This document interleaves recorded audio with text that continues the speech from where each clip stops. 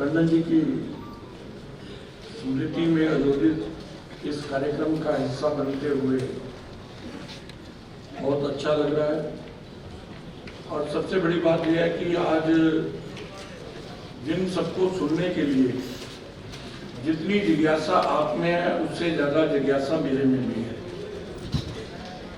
सुधांशु भाई जी को जब भी कभी हम लोग सुनते हैं, चाहे वो टीवी डिबेट हो, चाहे पार्लियामेंट की डिबेट हो, विषय चाहे राजनीतिक हो, विषय चाहे सामाजिक हो, विषय चाहे धर्म से जुड़ा हो, जितना व्यापक दृष्टिकोण उनका है वो मुझे लगता है कि उन पर ईश्वरीय ही कृपा है।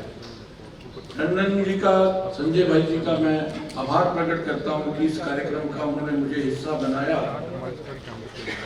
वाइस चांसलर नेहरू जी और जिसका और आप सब, टंडन जी का नाम आते ही, बलराम दास टंडन जी का नाम आते ही एक विशाल पुरुष का चिंतन ध्यान में आता है। उनका व्यक्तित्व इतना विराट था, इतना विशाल था कि हमें सौभाग्य प्राप्त हुआ कि लंबा समय उनका मार्गदर्शन में काम करने का अवसर प्राप्त हुआ।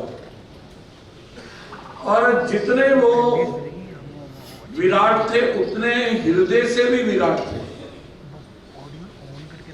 और बहुत सारे लोगों को उनका दृढ़ता वाला पक्ष भी दिखता था और मधुरता वाला पक्ष भी दिखता था।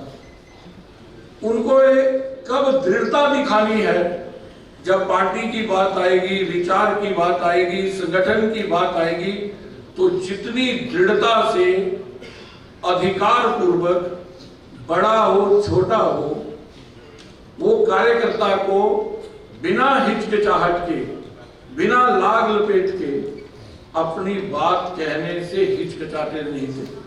मैंने उनको सरकार के अंदर भी देखा, सरकार के अंदर भी देखा, कोई विषय आना तो उसको दृढ़ता के साथ रखना, और मानो हमसे कोई गलती भी हो जानी तो उसको ध्यान में लाना। मुझे याद आया कि भंडारी जी अध्यक्ष थे, मैं और कमल पार्टी के महामंत्री थे। आजकल तो समय बदल गया, लेकिन ये लोग जो कितना बड़ा ध्यान रखते थे पार्टी का, एक स्मरण याद आता है कि किसी विषय के ऊपर प्रेस नोट बन रहा था और टंडन जी ने कहा कि ये प्रेस नोट ना मुझे दिखाना जरूर है। और वो बैठे रहे, 3-4 घंटे के बाद प्रेस नोट तैयार हुआ और उन्होंने देखा एक एक बिंदु की भी अगर कोई गलती है तो वो उसको पकड़ते थे। और इस प्रकार इतना बड़ा व्यक्तित्व होने के बाद भी सामान्य कार्यकर्ता जब उनको मिलता था, परिवार कैसा है, घर में सब ठीक है, ये जो चिंता एक अलग तरह की उनमें देखी जाती थी। और मानो किसी कार्यकर्ता को लगा कि मुझे अपने बात कहनी है तो वो टंडन जी के पास जाता था और उसकी बात को सुनते, जो अपनापन रहता था, आदमी भूल ही जाता था कि मैं तो शिकायत लगाने के लिए आया था, यहाँ तो जो व्यवहार देख के ही आधा मामला निपट जाता था। तो ये सारी चीजें जो उनके जीवन में थी, एक काउंसलर से लेकर राज्यपाल तक का जो सफर, पार्टी के नेता के रूप में राष्ट्रीय भूमिका के अंदर हो, चाहे पंजाब की भूमिका के अंदर हो, वो अपने कार्यकर्ता को कभी नहीं भूले। आज भी पंजाब के अंदर टंडन जी द्वारा बनाए गए कार्यकर्ताओं की एक श्रृंखला है जो आज यहाँ विद्यमान है। अच्छा, फिर वो पंजाब की राजनीति से निकले, राज्यपाल के रूप में गए, भूले नहीं कि मैं राज्यपाल के रूप में वहां शपथ लेने जा रहा हूं। तो आदमी को लगता है 1-2 लोगों को बुला लो, पंजाब के प्रमुख कार्यकर्ताओं को बुलाया ही नहीं। आजकल रिवाज चल गया ना, और पीए को बोलते हैं फोन कर देना, कार्यक्रम में आ जाना।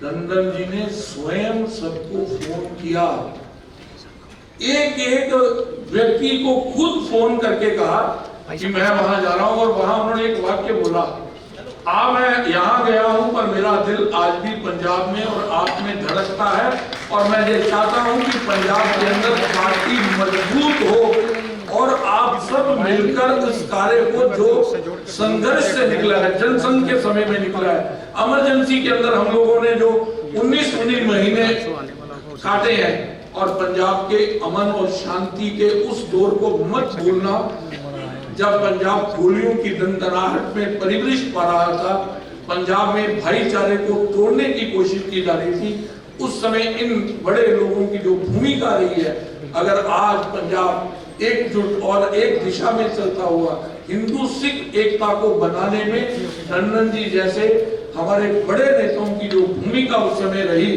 और पंजाब को शांत करने के लिए अपने को पीछे करके दूसरों को आगे कैसे किया जाता है, ये एक उदाहरण टंडन जी के जीवन का है। उनके प्रसंग इतने लंबे हैं कि मेरा भी ध्यान सुधांशु भाई जी को सुनने में है।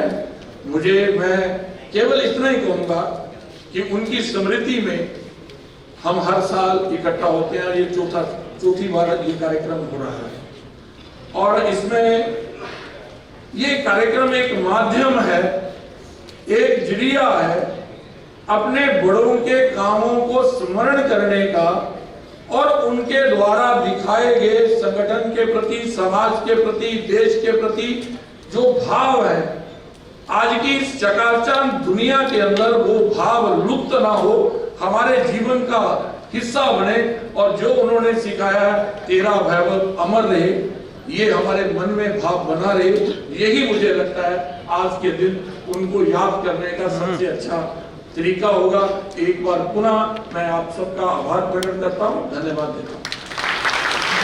केंद्र की सरकार ने पंजाब के बहुत सारी हस्तियों को पद्म विभूषण, पद्मश्री और पद्म अलग अलग राष्ट्रीय सम्मानों से सम्मानित किए।